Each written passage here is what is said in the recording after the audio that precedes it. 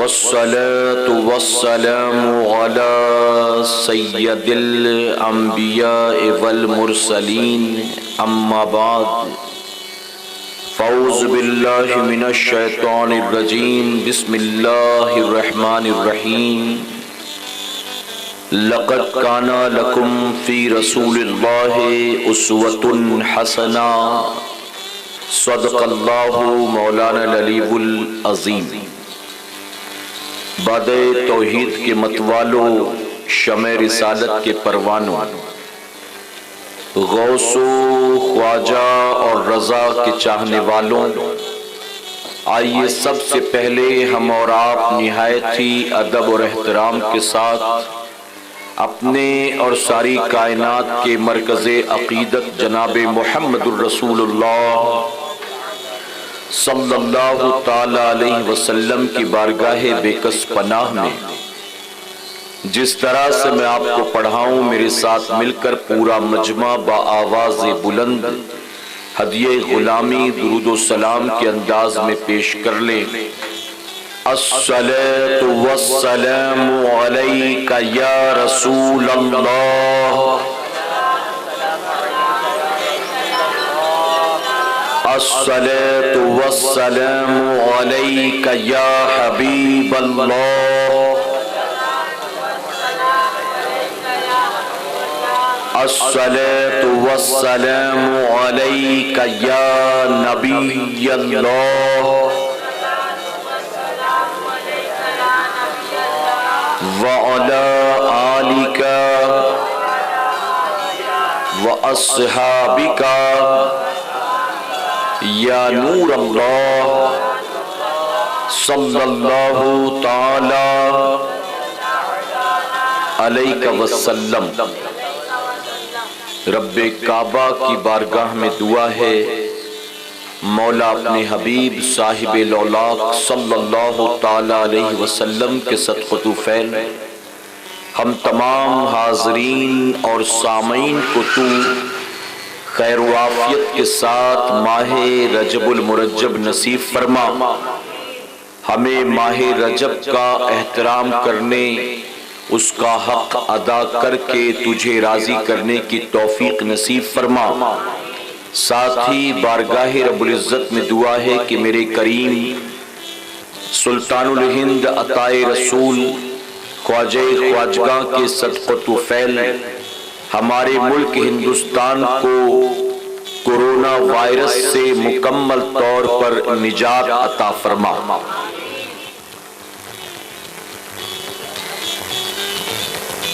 طریق مصطفیٰ کو چھوڑنا ہے وجہ بربادی، طریق مصطفیٰ کو چھوڑنا ہے وجہ بربادی، اسی سے قوم دنیا میں ہوئی بے اقتدار اپنی، اور ہمیں کرنی ہے شہنشاہ بطحا کی رضا جوئی، ہمیں کرنی ہے شہنشاہ بطحا کی رضا جوئی، وہ اپنے ہو گئے تو رحمت پروردگار اپنی۔ اور کسی نے بہت خوب کہا، جو درس شہ بطحا نے دیا وہ درس پڑھانا بھول گئے، جو درس شہ بطحا نے دیا وہ درس پڑھانا بھول گئے، اوروں کو جگانا یاد رہا خود ہوش میں آنا بھول گئے۔ میرے پیارے آقا علیہ الصلوۃ والتسلیم کے پیارے دیوانوں، میں نے جس آیت کریمہ کی تلاوت کا شرف حاصل کیا ہے، اللہ رب العزت اس آیت کریمہ کے ذریعے اپنے بندوں کو حکم دے رہا ہے کہ میرے محبوب کی زندگی تمہارے لیے ایک بہترین نمونہ ہے، یعنی اے لوگوں، تمہیں کسی اور کو فالو کرنے کی، کسی اور کے پیچھے چلنے کی، کسی اور کے نقش قدم کو اپنانے کی ضرورت نہیں ہے۔ اگر تم دنیا اور آخرت کی کامیابی چاہتے ہو تو میں نے تمہارے لیے اپنے محبوب کو ایک آئیڈیل بنا کر، اپنے محبوب کو ایک نمونہ بنا کر بھیجا ہے۔ اگر تم ان کے نقش قدم پر چلو گے تو تم دونوں جہاں میں کامیاب ہو جاؤ گے۔ میرے پیارے آقا علیہ الصلوۃ والتسلیم کے پیارے دیوانوں، آج کے تعلق سے آپ کو شاید یہ بتایا گیا ہو کہ میں ویلنٹائنس ڈے کی نحوست کے تعلق سے کچھ باتیں آپ کے سامنے پیش کروں گا، لیکن اس عنوان کی طرف چلنے سے پہلے میں آپ تمام حاضرین سے یہ گزارش کروں گا کہ آپ اس وقت جس محفل میں بیٹھے ہیں، یہ محفل کسی دنیا دار کی محفل نہیں ہے، بلکہ یہ ساری کائنات کے مالک و مختار کی محفل ہے۔ اور اسی کے ساتھ ہمارا اور آپ کا مذہب کوئی اور نہیں ہے، بلکہ ہم اسلام کے ماننے والے۔ لیکن محفل میں اور اجتماع میں آنے والے مجمع کا حال دیکھ کر مجبوراً یہ کہنا پڑتا ہے کبھی کبھی کہ میں اپنی قوم کو کیا کیا سکھاؤں، کیا کیا سمجھاؤں۔ میری قوم کو تو اب تک یہ بھی نہیں معلوم ہے کہ ٹوپی پہننا یہ حضور کی سنت مبارکہ۔ ہمارے پاس جینس کتنے جوڑے ہیں، شرٹ کتنے ہیں، ٹی شرٹ کتنے ہیں، عید کے دن پہننے کا جوڑا جدا ہے، کام پر جانے کا کپڑا الگ ہے، سردیوں کا الگ ہے، گرمیوں کا الگ ہے، شادی بیاہ کا الگ ہے۔ ہم نے روزمرہ کی زندگی میں پہننے کے لیے ہزاروں روپیوں کے کپڑے تو بنا لیے ہوتے ہیں، لیکن ہمارے پاس اپنی 20 روپے کی ٹوپی نہیں ہوتی ہے۔ آج جمعہ کا دن تھا، کم سے کم جمعہ کے دن تو مسلمان کو گھر سے ٹوپی خود کی لے کے نکلنا چاہیے، لیکن جمعہ کے دن بھی ہماری قوم اور خاص طور پر نوجوان مسجد میں جاتے ہیں۔ جب جمعہ کے 2 رکعت پڑھنے تو مسجد میں جانے کے بعد وہ ٹوپی ڈھونڈتے ہیں، اگر مل گئی تو ٹوپی پہن کر نماز پڑھیں گے، اگر نہیں ملی تو بنا ٹوپی کے نماز پڑھ لیں گے۔ غلط تو نہیں کہہ رہا میرے بھائی؟ میرے پیارے آقا علیہ الصلوۃ والتسلیم کے پیارے دیوانوں، حضور اکرم صلی اللہ علیہ وسلم کیا صرف نماز میں اپنے سر کو ڈھانکا کرتے تھے؟ نہیں، بلکہ میں آپ کو بتاتا چلوں، بہت سارے لوگ ہم سے آ کر یہ کہتے ہیں کہ حضرت میرا ذہن بہت کمزور ہے، میں کچھ یاد کرنے کی کوشش کرتا ہوں تو بات یاد نہیں رہتی، ابھی صبح کی بات ہے شام کو بھول جاتا ہوں، کسی سے ملنا تھا، ارجنٹ کام تھا، لیکن مجھے یاد ہی نہیں رہا۔ بہت سارے لوگ اپنے بچوں کے تعلق سے کہتے ہیں، اسٹوڈنٹس آ کر شکایت کرتے ہیں کہ سلیبس میں کیا کچھ آنے والا تھا، میں نے پوری تیاری کی تھی، میں نے پڑھائی خوب اچھے سے کی تھی، لیکن جب ایگزامینیشن ہال میں پہنچا تو مجھے کچھ یاد ہی نہیں رہا، سب کچھ ذہن سے جیسے نکل گیا۔ تو آپ جانتے ہیں یہ جو چیزیں یاد نہیں رہتی اور یہ جو ہمارا اور آپ کا ذہن کمزور ہو گیا، اس کی ایک وجہ کیا؟ میرے پیارے آقا کے پیارے دیوانوں، فرمایا گیا استنجا خانے میں اگر ننگے سر کوئی آنے جانے کا عادی ہو تو اس ننگے سر آنے جانے والے کو نسیان کی بیماری ہو جاتی ہے، اور نسیان کی بیماری کا مطلب ہوتا ہے اس کا ذہن کمزور ہو جاتا ہے، وہ بھولنے کی بیماری کا مریض بن جاتا ہے۔ تو جو ہماری قوم اور ہمارے نوجوان جمعہ کی 2 رکعت پڑھنے آئیں تو ان کے پاس اپنی ٹوپی نہ ہو، کیا وہ استنجا خانے میں ٹوپی پہن کر جاتے ہوں گے؟ کیا وہ ٹوائلٹ میں ٹوپی پہن کر جاتے ہوں گے؟ بلکہ میرے پیارے آقا کے پیارے دیوانوں، مجھے تو معذرت کے ساتھ یہ بھی کہنا پڑتا ہے کہ اس قوم سے استنجا خانے میں ٹوپی پہن کر یا سر ڈھانک کر جانے آنے کی کیا توقع کرے؟ یہ تو ٹوائلٹ میں بیٹھے بیٹھے کبھی گٹکا چبا رہے ہوتے ہیں، کبھی سگریٹ پی رہے ہوتے ہیں، اور کبھی فون آ جائے تو وہیں بیٹھے بیٹھے موبائل پر باتیں بھی کرنا شروع کر دیتے ہیں۔ غلط تو نہیں کہہ رہا میں، بتائیے۔ آپ مسجد میں بھی جائیں، مسجد میں آپ نماز پڑھنے جائیں، استنجا خانے میں اگر آپ کو جانا پڑے تو جا کر دیکھیں، دروازے بند ہوں گے اور اندر سے آواز آئے گی کہ میں ذرا ٹوائلٹ میں ہوں، نماز کے لیے آیا ہوں، بعد میں فون کرتا ہوں۔ اگر تو نہ اٹھاتا، جواب نہ دیتا تو بھی سامنے والا یہی سمجھ جاتا کہ ممکن ہے ٹوائلٹ میں ہوگا، ممکن ہے نماز گیا ہوگا، ممکن ہے بزی ہوگا، لیکن وہاں بھی فون اٹھا کر اٹینڈ کرنا ضروری۔ میرے پیارے آقا علیہ الصلوۃ والتسلیم کے ترجمانوں تو صرف نماز میں سر کو ڈھانکنا سنت نہیں، آقا استنجا خانے میں جاتے تو بھی سر ڈھکا ہوتا، بازار میں ہوتے تو بھی سر ڈھکا ہوتا، میدان جہاد میں ہوتے تو بھی سر ڈھکا ہوتا، یعنی ہر صورت میں سر کو ڈھانک کر رکھنا یہ میرے آقا کی سنت مبارکہ۔ اور میں ایک اور بات عرض کرنا چاہوں گا، ہم نے بہت سارے مدارس میں دیکھے کہ استاد شاگردوں کو پڑھا رہے ہوتے اور ٹوپی اتار کر بغل میں رکھے ہوتے، یعنی آدھے گھنٹے کا، ایک گھنٹے کا جو بھی سیشن ہو، لیکچر ہو، ٹوپی نیچے رکھے ہوئے اور پڑھا رہے ہیں ان کو۔ پڑھانے کے لیے حدیث کی کتابیں ہیں، فقہ کی کتابیں ہیں، قرآن شریف، اور پڑھا رہے ہیں بنا ٹوپی کے۔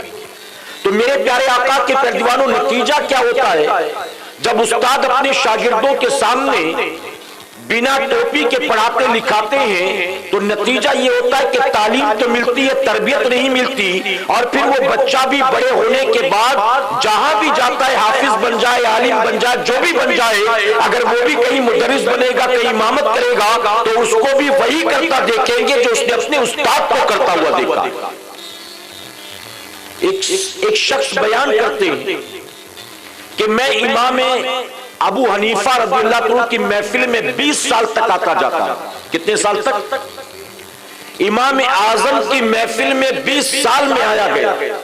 میں نے امام اعظم کو کبھی پیر پھیلا کر بیٹھا ہوا نہیں دیکھا، یوں پیر پھیلا کر جیسے بیٹھتے، کہتے میں نے کبھی نہیں دیکھا۔ محفل میں تو کبھی پیر پھیلاتے نہیں تھے، محفل برخاست ہونے کے بعد میں نے تنہائی میں بھی پیر پھیلا کر ان کو بیٹھتا ہوا نہیں دیکھا۔ ایک مرتبہ میں نے پوچھا، اے امام اعظم، آپ لوگوں کے سامنے پیر نہیں پھیلاتے، کم سے کم اکیلے میں تنہائی میں تو پیر پھیلا کر فریلی بیٹھ جایا کریں، آپ اکیلے میں بھی پیر پھیلا کر کیوں نہیں بیٹھتے؟ تو جانتے امام اعظم نے کیا جواب دیا؟ آپ فرماتے ہیں کہ لوگوں کے سامنے میں پیر نہیں پھیلاتا کیونکہ میں لوگوں سے غیرت کرتا ہوں، میں لوگوں سے شرم کرتا ہوں۔ اب لوگوں کے جانے کے بعد میں تنہائی میں پیر کیسے پھیلاؤں؟ مجھے اپنے رب سے بھی غیرت اور حیا آتی ہے۔ یعنی لوگ تو چلے گئے لیکن میرا رب تو دیکھ رہا ہے نا، میرا مولا تو۔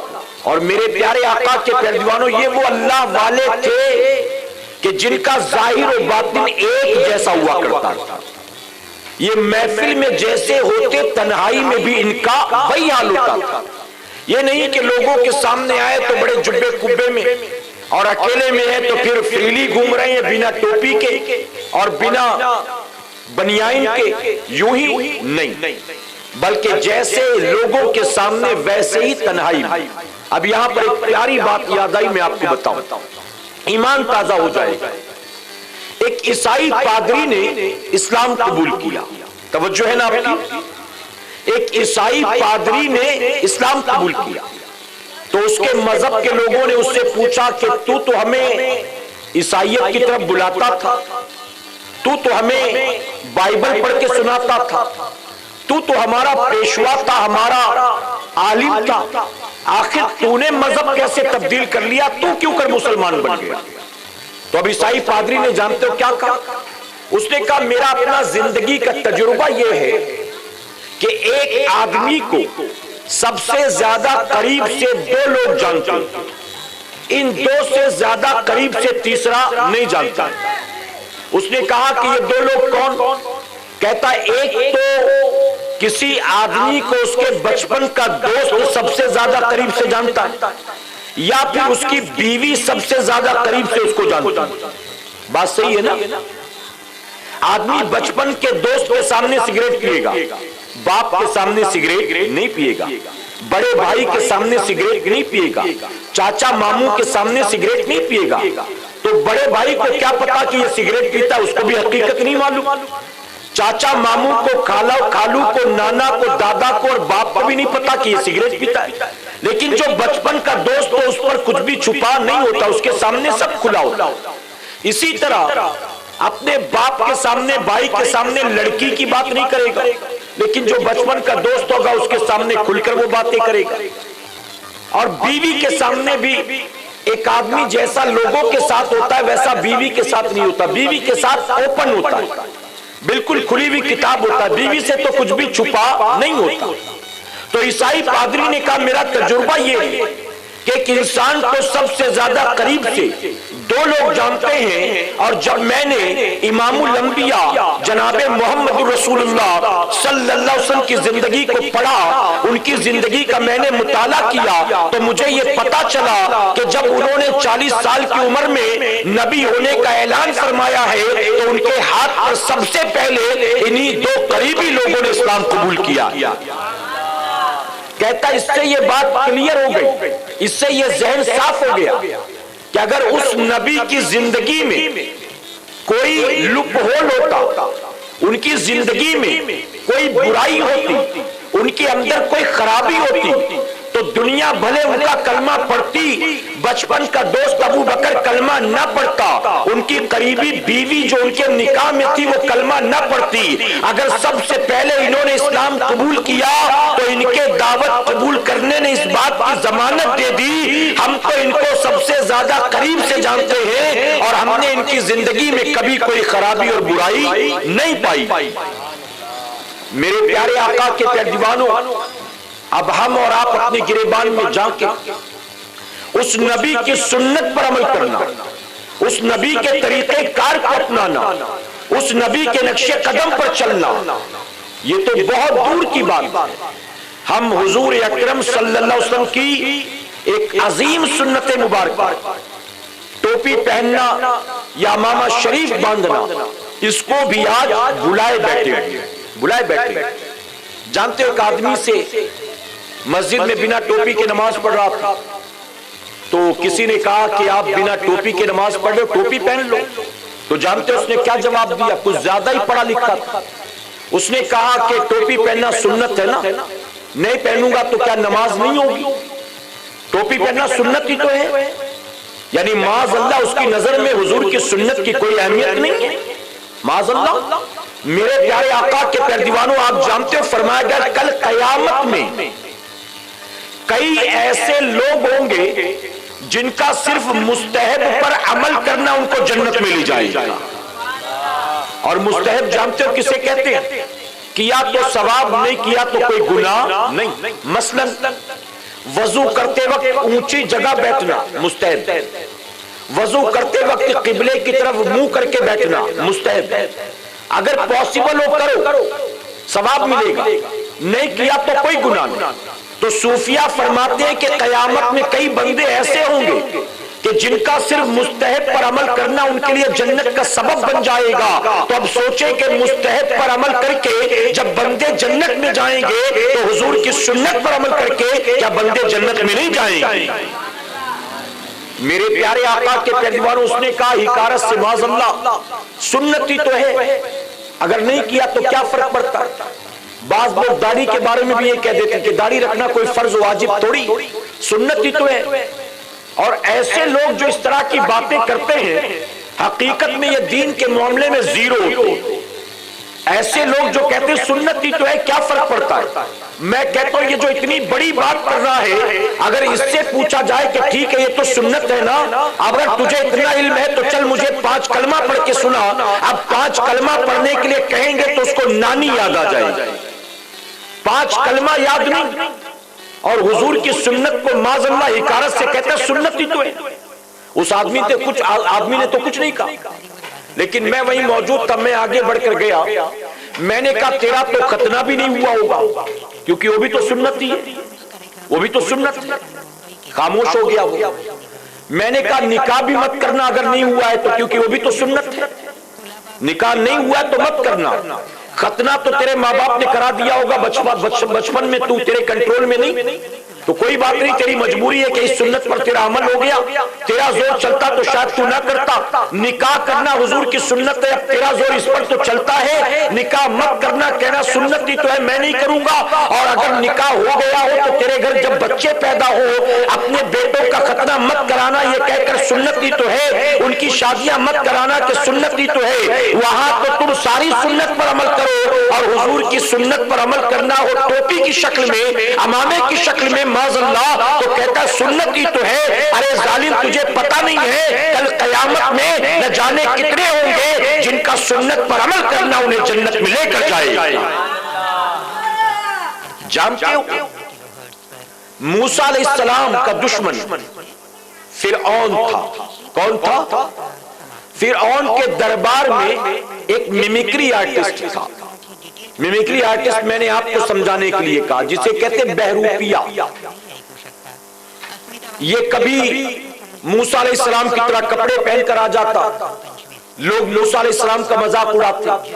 کبھی موسیٰ علیہ السلام کی طرح عصا لے کر چلنا شروع کر دیتا دربار میں، لوگ موسیٰ علیہ السلام پر ہنستے تھے۔ کبھی موسیٰ علیہ السلام جیسی آواز نکالتا، لوگ ہنستے تھے۔ کبھی جیسے موسیٰ علیہ السلام تبلیغ دین فرماتے تھے، ایسے لوگوں کو جمع کرتا، ان کی طرح تبلیغ کرنے کا ناٹک کرتا، ڈونگ کرتا، نقل کرتا، لوگ ہنسنا شروع کر دیتے۔ یعنی وہ میمیکری آرٹسٹ فرعون کو خوش کرنے کے لیے موسیٰ علیہ السلام کی کاپی کرتا تھا، اور دربار میں لوگ اس کا مزہ لیا کرتے تھے۔ جانتے وہ دن بھی آیا جب اللہ کے حکم پر موسیٰ علیہ السلام اپنی قوم کو لے کر شہر سے باہر نکلے، اور دریائے نیل درمیان میں حائل ہو گیا۔ موسیٰ علیہ السلام آ کر دریائے نیل کے پاس کھڑے ہوئے، آگے دریائے نیل تھا اور پیچھے فرعون کا لشکر تھا۔ اب اللہ کے نبی نے سوچا کروں تو کیا کروں، آگے جاتا ہوں تو دریائے نیل کی موجیں ہیں، اور پیچھے ہٹتا ہوں تو فرعون کا لشکر ہے۔ اللہ نے فرمایا موسیٰ اپنے عصا کو، اپنی لاٹھی کو اس پانی میں مار دے۔ اللہ کے نبی نے اللہ کے حکم پر لاٹھی کو پانی میں مارا۔ آپ کا مارنا تھا، دونوں طرف کی لہریں پھٹ جاتی ہیں، بیچ میں راستہ بن گیا۔ موسیٰ علیہ السلام اپنے امتیوں کو لے کر دریائے نیل کو پار کر جاتے ہیں۔ آپ کے پیچھے پیچھے فرعون بھی اپنے پورے لشکر کو لے کر دریائے نیل میں اتر گیا۔ اس نے دیکھا کہ راستہ بن ہی گیا ہے، جب موسیٰ نکل گئے تو ہم بھی نکل سکتے ہیں۔ وہ جب دریائے نیل کے اندر آیا، اللہ نے حکم دیا، اے دریائے نیل تیرا کام پورا ہو گیا، اپنی لہروں کو آپس میں ملا دے۔ اب راستہ ختم ہو گیا، لہریں آپس میں مل گئی۔ نتیجہ یہ ہوا فرعون اپنے سارے لشکر کے ساتھ دریائے نیل میں غرق ہو گیا، ہمیشہ کے لیے ختم ہو گیا۔ جب موسیٰ علیہ السلام نے پلٹ کر دیکھا، سارے فرعونی مارے گئے تھے، لیکن ایک باقی رہ گیا تھا۔ اور جانتے یہ باقی جو رہ گیا کون تھا؟ یہ جو زندہ بچ گیا کون تھا؟ یہ وہی بہروپیہ تھا، یہ وہی موسیٰ علیہ السلام کی نقل کرنے والا تھا۔ اللہ کے نبی نے جب اس کو دیکھا تو حیران، اللہ کی بارگاہ میں عرض کرتے ہیں کہ اللہ، یہ تیرا بھی دشمن، میرا بھی دشمن، یہ میرا مذاق اڑاتا تھا، لوگ اس کو دیکھتے تھے تو مجھ پر ہنستے تھے۔ اے اللہ، جب سارے دشمن مارے گئے یہ زندہ کیسے رہ گیا؟ اللہ تبارک تعالیٰ نے فرمایا موسیٰ یقیناً یہ تیرا بھی دشمن ہے، میرا بھی دشمن، یقیناً ہے موسیٰ یہ عذاب کا حقدار ہے، عذاب اس پر بھی آنا تھا، لیکن جو یہ زندہ رہ گیا جانتا ہے اس کی وجہ کیا ہے؟ موسیٰ جب یہ تیرے پیچھے آیا تھا تو اس کے جسم کے اوپر تیری سنت والا لباس موجود تھا۔ اے موسیٰ اس نے تجھ جیسا جوڑا پہن رکھا تھا، میری رحمت نے گوارا نہ کیا، دشمن ہی صحیح، اے موسیٰ اس نے تیری نقل میں تجھ جیسا کپڑا پہن لیا تو میں نے اس کو اپنے عذاب سے بچا لیا۔ اے مسلمانوں ذرا سوچو، ایک دشمن دشمنی میں مذاق اڑانے کی نیت سے اگر اللہ کے نبی موسیٰ علیہ السلام کی نقل کر لے، اللہ اس کو عذاب سے بچاتا ہے۔ ہم تو اس نبی کے غلام ہیں جس کے صدقے میں اللہ نے موسیٰ علیہ السلام کو نبوت کا تاج عطا فرمایا ہے۔ اگر ہم اس امام الانبیاء کی سنت کو اپنائیں گے، ان کی محبت میں اپنائیں گے، ان کے عشق میں اپنائیں گے، ان کی سنت کو سمجھ کر اپنائیں گے، تو یاد رکھنا اللہ کے نبی موسیٰ علیہ السلام کے طریقے کو دشمن نے مذاق کی نیت سے اپنایا تھا، اللہ نے عذاب سے بچا لیا۔ ہم حضور کی سنت سمجھ کر اگر اللہ کے حبیب کی سنت پر عمل کریں گے، اللہ دنیا کی مصیبت سے بچائے گا اور آخرت میں جہنم کی آگ سے محفوظ فرمائے گا۔ طریقے مصطفیٰ کو چھوڑنا ہے وجہ بربادی، اسی سے قوم دنیا میں ہوئی بے اقتدار اپنی۔ میرے پیارے آقا کے پیروانوں، آج میری سب سے پہلی درخواست آپ سے یہ کہ ہر مسلمان کم سے کم اپنے لیے ایک ایک اپنی ذاتی ٹوپیاں خرید لیں، مسجد پر اور مسجد کے صدر سیکریٹری پر ڈیپینڈ نہ رہو۔ بنا ٹوپی کے نماز پڑھتے، سوچتے ہیں کہ اگر گناہ ہوا تو امام صاحب کو ہوگا، مجھے تھوڑی نہ ہوگا، اگر گناہ ہوا تو صدر صاحب کو ہوگا، مجھے تھوڑی نہ ہوگا، اگر وہ صدر ہیں، خزانچی ہیں، سیکریٹری ہیں، چیئرمین ہیں تو ان کو چاہیے وہ ٹوپی خرید کر رکھتے۔ میں نماز پڑھنے آ رہا ہوں، یہ کیا کم ہے اب میں ٹوپی بھی لے کے آؤں؟ میرے پاس اتنا ٹائم کہاں ہے، میں اتنا بزی آدمی ہوں، یوں مینٹلٹی بن چکی لوگوں کی۔ میرے پیارے آقا کے پیروانوں، کل کا وقت آپ بھول گئے۔ آج مسلمان کے پاس اپنی ٹوپیاں نہیں، اور کل کا مسلمان اپنا کفن بھی پہلے سے خرید کر رکھ لیتا تھا۔ آپ کو یاد ہوں گے آپ کے نانی، دادا، دادی، خاندان والے پورے گاؤں میں ایک دو آدمی جب حج کرنے کے لیے جاتے تھے، وہ مہنگائی کا دور، کشتیوں کے ذریعے سفر کرتے تھے کئی مہینوں کا، تو حج پر جانے والے حاجی آج تو حج کے لیے جاتے ہیں تو پہلے سے لسٹ لے جاتے ہیں، اتنا برقع لانا، اتنا کھجور لانا، اتنا زمزم لانا ہے، خالہ کے لیے لاؤں گا، ممانی کے لیے نہیں لاؤں گا تو ناراض ہو جائیں گے، پھپھی کے لیے لاؤں گا، چاچی کے لیے نہیں لاؤں گا تو ناراض ہو جائیں گے۔ آج تو حج کے لیے جاتا ہے حاجی تو گفٹ کی لسٹ لے کر جاتا ہے کہ وہاں سے کیا کیا کتنا خریدنا ہے، اور کیش کا ارینجمنٹ کر کے جاتا ہے۔ لیکن کل جب گاؤں دیہات سے بڑے بوڑھے اور غریب آدمی حج کے لیے نکلا کرتے تھے تو وہاں سے شاپنگ کا سامان لے کی تمنا نہیں ہوتی تھی، بلکہ اپنا کفن لے کر جاتے تھے۔ اگر مر گئے تو یہ کفن ہمارے کام آئے گا کہ پرائے ملک میں کسی کے لیے کفن کا چندہ تو نہیں جمع کرنا پڑے گا، اور اگر زندہ بچ گئے تو اپنا کفن زمزم میں دھو کر لائیں گے اور نصیحت کر کے جاتے تھے ہمارے انتقال کے بعد ہمارے اسی کپڑے میں ہم کو قبر میں دفن کر دینا۔ غلط تو نہیں کہہ رہا میرے بھائی، کوئی فلسفی کی راکٹ سائنس کی بات نہیں بتا رہا ہوں، یہ آپ کا میرا دیکھا ہوا معاملہ ہے، دیکھی بھی بات۔ میرے پیارے آقا علیہ الصلوۃ والتسلیم کے پیروانوں، مسلمان کو چاہیے کہ ہر وقت اس کا سر ڈھکا ہوا، یہاں جمعہ کے دن بھی بن ٹوپی کے نماز۔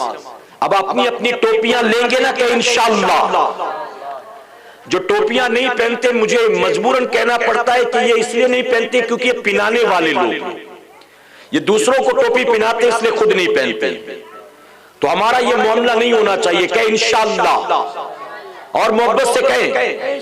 اور میرے پیارے آقا کے پیروانوں یاد رکھیں، یہ وہ مبارک محفل ہے، یہ وہ پاکیزہ محفل ہے کہ ان محفلوں میں جو جتنا مؤدب ہوتا ہے اللہ اس کو اتنا زیادہ انعام عطا فرماتا ہے۔ سر ڈھکا ہو، لباس سنت والا ہو، کپڑے پر عطر بھی لگا ہوا ہو، اللہ توفیق دے تو پوری محفل میں باوضو بیٹھے رہیں۔ یہ ساری چیزیں جتنا ادب ہوگا، جتنا احترام ہوگا، اتنا زیادہ انعام ہوگا۔ اللہ سب کو عمل کی توفیق عطا فرمائے۔ میرے پیارے آقا علیہ الصلوۃ والتسلیم کے پیروانوں، اب اپنے عنوان کی طرف چلتا ہوں، آپ تھکے تو نہیں نا؟ یہ تو تمہید تھی، ابھی اصل عنوان باقی۔ دیکھیں کل مغرب کے بعد ہم اسلامی سال کے 7ویں مہینے میں داخل ہونے والے، جس کا نام ہے ماہ رجب المرجب۔ آپ جانتے ہیں اللہ کے نزدیک جو 4 حرمت والے مہینوں کی گنتی 12 ہے، اور ان 12 میں 4 مہینے فرمایا گیا حرمت والے، اور حرمت والے سے مراد احترام والے، ادب والے، تعظیم والے۔ فرمایا گیا زمانے جاہلیت میں بھی لوگ ان 4 مہینوں کا بہت احترام کرتے تھے۔ یہ 4 حرمت والے مہینے کون سے ہیں؟ ایک تو رجب المرجب، ماہ رجب، اور باقی 3 مہینے ایک ساتھ میں آتے ہیں، 11واں، 12واں اور پہلا، ذی القعدہ، ذی الحجہ اور محرم الحرام۔ وہ 3 ایک ساتھ آتے ہیں اور یہ الگ آتا ہے، 7واں، 11واں، 12واں اور پہلا۔ تو ماہ رجب المرجب، حضور اکرم صلی اللہ علیہ وسلم نے اس مہینے کی فضیلت میں فرمایا کہ اے لوگوں، رجب اللہ کا مہینہ، محبت سے کہیں۔ اب دیکھیں محرم بھی تو اللہ ہی کا ہے، ربیع الاول بھی تو اللہ ہی کا ہے، رمضان شریف بھی اللہ ہی کا ہے، سارے مہینے، ہفتے، دن، گھڑیاں، لمحے سب اللہ کے۔ لیکن اس مہینے کے بارے میں اسپیشلی کہا گیا رجب اللہ کا مہینہ ہے۔ جیسے میں مثال دوں آپ کو، اللہ ایسی مثالوں سے پاک ہے، لیکن سمجھانے کے لیے ایک باپ کے 4 بیٹے 3 بیٹیاں، 4 بیٹے 3 بیٹیاں، لیکن محبت میں سب سے چھوٹی بیٹی یا چھوٹے بیٹے کو کہتے ہیں یہ میرا بیٹا یا کہتے ہیں یہ میری بیٹی۔ تو اس سے مراد یہ تو نہیں کہ باقی میرے نہیں ہیں، باقی بھی سارے میرے، لیکن اسپیشلی اس کو جو کہا گیا اس کا مطلب کہ مجھے سب سے زیادہ اس سے محبت ہے، سب سے زیادہ مجھے پیارا یا پیاری یہ۔ آپ یوں کہتے ہیں نا آپس میں کہ یہ میرا بیٹا ہے، یہ ماں کی بیٹی ہے، یہ میرا بیٹا ہے، یہ ماں کا بیٹا ہے، یہ میری بیٹی ہے، یوں کہتے لوگ۔ تو حضور نے اسپیشلی فرمایا رجب اللہ کا مہینہ، یعنی اللہ کے نزدیک یہ مہینہ بہت زیادہ عظمت والا، بزرگی والا، شان والا۔ اسی طرح ایک مقام پر میرے آقا نے ارشاد فرمایا کہ تمام انبیاء میں جو شان اللہ نے مجھ کو عطا فرمایا، اللہ نے تمام مہینوں میں وہی شان ماہ رجب کو عطا فرمایا۔ تمام انسانوں میں جو میری فضیلت، وہی فضیلت تمام مہینوں میں ماہ رجب کی ہے۔ حضور نے فرمایا کہ رجب سے مراد ہے تعظیم، رجب کا مطلب ہے تیز بہاؤ، رجب کا مطلب ہے جنت کی ایک نہر، یہ رجب کا مطلب ہے۔ فرمایا گیا زمانے جاہلیت میں لوگ ان 4 حرمت والے مہینوں کا بہت احترام کرتے تھے، اتنا احترام کہ اگر پہلے سے کوئی جنگ چل رہی ہوتی، جاری ہوتی، اور ان مہینوں کا چاند ہو جاتا تو جنگ کو روک دیتے تھے، اور کسی نئی جنگ کا آغاز ان مہینوں میں نہیں ہوتا تھا۔ اور آپ جانتے ہیں عرب کی جنگیں کتنی مشہور تھی۔ عرب کی جنگوں کا حال یہ تھا کہ اگر کسی کے کھیت میں کسی قبیلے کا اونٹ گھس گیا تو پھر وہ دونوں قبیلے 7 پشتوں تک آپس میں جنگ کیا کرتے تھے، 7 پشتوں تک۔ جب باپ مرنے کے قریب ہوتا تو اپنے بیٹوں کو، پوتوں کو بلاتا اور بلا کر کہتا کہ بیٹے فلاں قبیلے کا اونٹ تمہارے پردادا کے کھیت میں گھس گیا تھا، تمہارے پردادا نے پوری زندگی اس کا بدلہ لیا، اس کے بعد تمہارے دادا نے بدلہ لیا، اس کے بعد میں پوری زندگی بدلہ لیتا رہا۔ اب اگر تم چاہتے ہو کہ مرنے کے بعد میری آتما کو شانتی پہنچے تو وعدہ کرو کہ اپنے پردادا کے کھیت میں گھسنے والے اس اونٹ کا بدلہ تم بھی لوگے۔ ان کے بیٹے وعدہ کرتے تھے کہ ابا آپ اطمینان سے دنیا سے جاؤ، ہم وعدہ کرتے ہیں کہ خود بھی لڑیں گے، اپنے بچوں کو بھی لڑائی کی نصیحت کریں گے۔ تو ایک معمولی جھگڑا 7 پشتوں تک چلتا تھا، لیکن فرمایا گیا کہ ان حرمت والے مہینوں میں اگر کسی کو کہیں اپنے باپ کا قاتل بھی مل جاتا تو چھیڑ چھاڑ نہیں کرتے تھے، اس کو چھوڑ دیتے تھے، اتنی تعظیم کرتے تھے۔ تو بتائیے جب زمانے جاہلیت میں اتنی تعظیم تو مسلمانوں ہمیں کتنی تعظیم کرنی چاہیے۔ ایک روایت میں آتا ہے بنی اسرائیل کا ایک نوجوان ایک عورت پر عاشق ہوا، ایک دن اس نے اظہار محبت کیا، عورت نے کہا ٹھیک ہے اگر واقعی تم اس سے پیار کرتا ہے تو شام کے وقت جب لوگ اپنے اپنے گھروں میں ہوں لوگوں سے نظریں بچا کر تو میرے کمرے میں چلے آنا، میرے گھر چلے آنا۔ اس نے کہا ٹھیک ہے، وعدے کے مطابق وہ پہنچا، لوگوں سے نظریں بچا کر چھپ چھپا کر اس عورت کے گھر میں داخل ہو گیا۔ ابھی وہ دونوں بیٹھے آپس میں گفتگو کر رہے تھے کہ اچانک باہر سے شور ہوا، لوگوں کی آواز سنائی دینے لگی۔ وہ گھبرا گیا کہ کہیں لوگوں کو پتہ تو نہیں چل گیا کہ میں تیرے گھر میں ہوں، کہیں لوگوں کو خبر تو نہیں ہو گئی۔ ڈرتے ڈراتے اس نے عورت سے کہا کہ باہر دیکھ بات کیا، کئی لوگوں نے گھر کو گھیر تو نہیں لیا، اتنا ہنگامہ کیوں؟ عورت نے باہر جانچ کر دیکھا کھڑکی سے، آ کر کہا کہ کوئی مسئلہ نہیں، تجھے ڈرنے کی کوئی ضرورت نہیں، تیری میری کوئی بات نہیں۔ پھر کہا شور کیسا؟ تو اس عورت نے کہا کہ دراصل نئے مہینے کا چاند ہو گیا ہے، اسی چاند کو دیکھنے کے لیے لوگ نکل پڑے۔ تو شخص نے حیرت سے کہا کہ کس مہینے کا چاند ہوا کہ جس کو دیکھنے کے لیے سب اپنے گھروں سے نکل پڑے، چھتوں پر جا کر کھڑے ہو گئے؟ کون سا مہینہ؟ اس عورت نے کہا کہ ماہ رجب کا چاند ہو گیا۔ اب جیسے اس نے سنا کہ ماہ رجب کا چاند ہو گیا، اس نے عورت سے رخصتی لی اور بنا گناہ کیے ہوئے اس کے کمرے سے باہر نکل گیا۔ روایتوں میں آتا ہے کہ اس دور کے نبی پر اللہ نے وحی نازل کی کہ میرا بندہ گیا تھا گناہ کرنے کے لیے، لیکن ماہ رجب کے چاند کا احترام کیا اور گناہ کا ارادہ دل سے نکال دیا۔ اسے خوشخبری سنا دو، میں نے ماہ رجب کے چاند کے احترام کے عوض اس بندے کی مغفرت فرما دی۔ اب اس نے بتاؤ کچھ کیا تھا کہ ماہ رجب کا چاند ہو گیا چلو تسبیح پڑھ لیں، ماہ رجب کا چاند ہو گیا چلو روزہ رکھ لیں، ماہ رجب کا چاند ہو گیا چلو نفل پڑھ لیں۔ کچھ نہیں کیا، بلکہ گناہ کرنے جا رہا تھا، گناہ کا ارادہ ترک کر دیا۔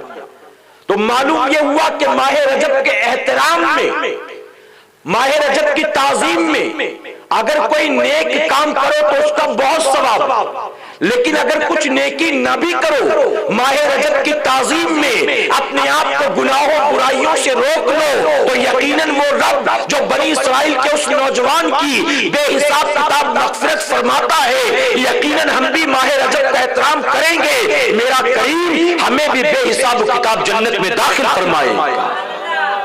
تو ماہ رجب کا احترام کرے کہ انشاءاللہ۔ میرے پیارے آقا علیہ الصلوۃ والتسلیم کے پیروانوں، فرمایا گیا جنت میں ایک نہر ہے جس کا نام رجب، اس نہر کا پانی دودھ سے زیادہ سفید، برف سے زیادہ ٹھنڈا، شہد سے زیادہ میٹھا ہے۔ اور فرمایا گیا رجب نامی اس نہر کا پانی اللہ اپنے اس بندے کو پلائے گا جو ماہ رجب میں روزہ رکھتا ہوگا، جو ماہ رجب میں روزہ رکھتا ہوگا۔ بتائیے ماہ رجب میں روزہ فرض ہے؟ نہیں، نفل۔ اگر نفل روزہ رکھ لے تو اللہ اس کو رجب نامی جنتی نہر کا پانی عطا فرمائے۔ فرمایا گیا حضور اکرم صلی اللہ علیہ وسلم ماہ رجب میں کثرت کے ساتھ روزہ رکھتے تھے، کثرت کے ساتھ مطلب خوب روزے رکھتے تھے۔ اور یہی معاملہ ماہ شعبان میں بھی تھا کہ ماہ شعبان میں بھی حضور خوب روزہ رکھتے تھے۔ اور صحابہ کا عمل فرمایا گیا صحابہ اکرام جب ماہ رجب کا چاند دیکھتے تو کاروبار کو سمیٹ لیتے تھے، حساب کتاب کرنا شروع کر دیتے تھے، کسی سے قرض لیا ہوتا تو اس کو لوٹا دیتے، اگر کسی کو دیا ہوتا اگر وہ دے سکتا تو لے لیتے ورنہ معاف کر دیتے تھے۔ اور فرمایا گیا ماہ رجب کا چاند دیکھ کر صحابہ زکوٰۃ کا حساب نکال کر زکوٰۃ نکال لیتے تھے، اور ماہ رمضان آنے سے پہلے وہ زکوٰۃ کی رقم مستحقین تک پہنچا دیا کرتے تھے۔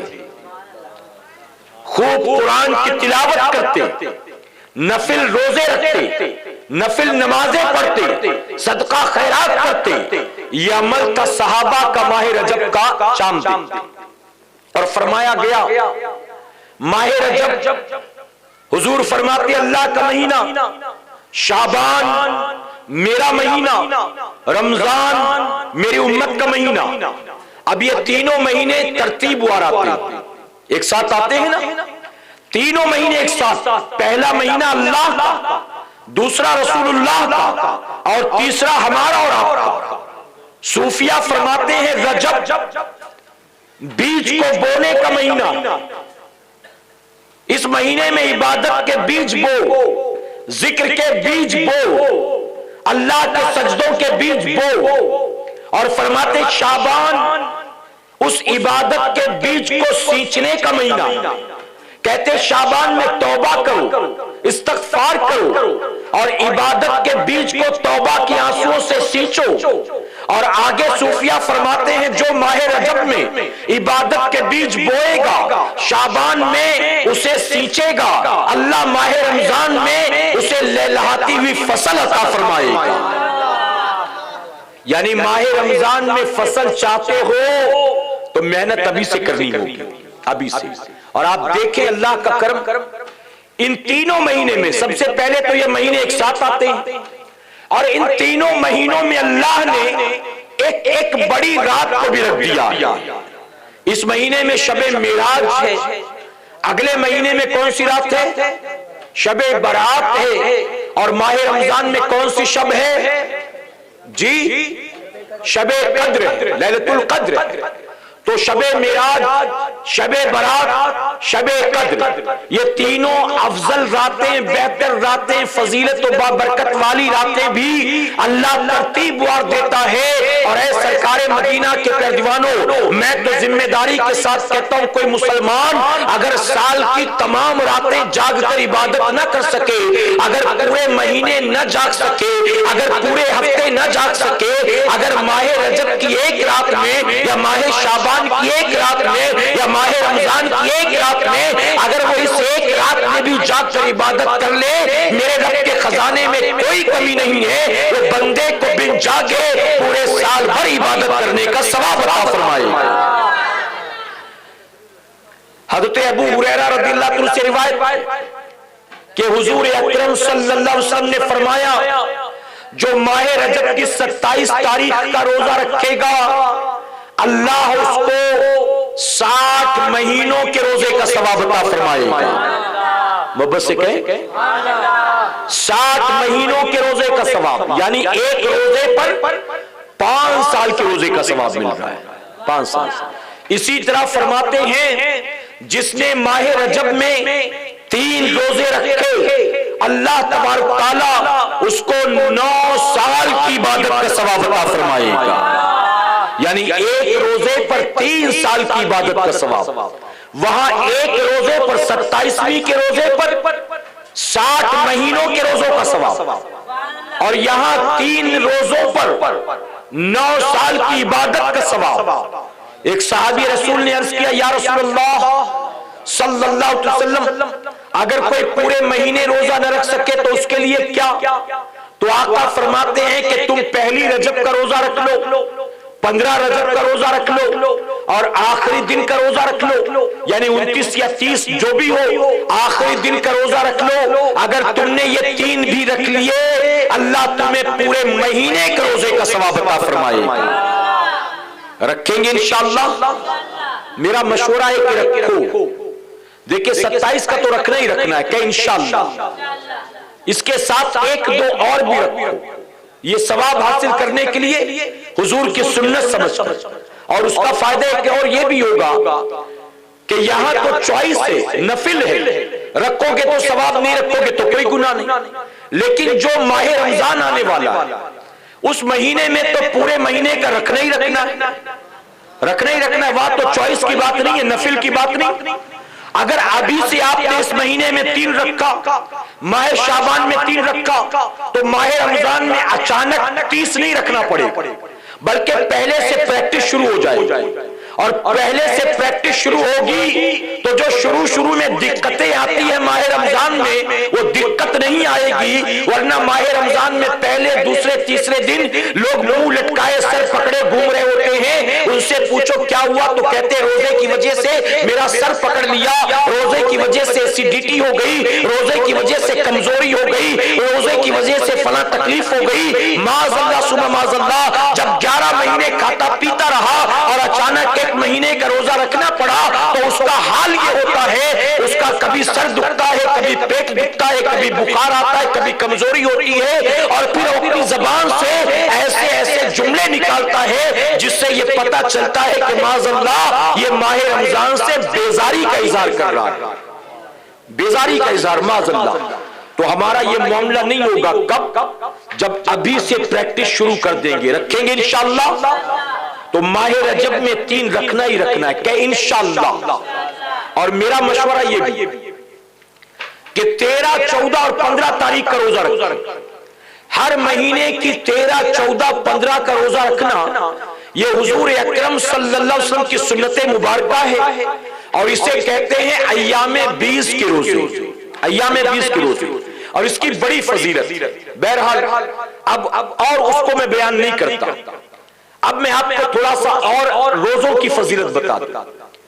روایتوں میں آتا ہے کہ جس بندے نے اللہ کی رضا کے لیے، اللہ کی خوشنودی حاصل کرنے کی نیت سے ماہ رجب میں 1 روزہ رکھا، اللہ کی خوشنودی اس پر واجب ہو جائے گی، اور اللہ اس کو جنت الفردوس میں ٹھہرائے گا۔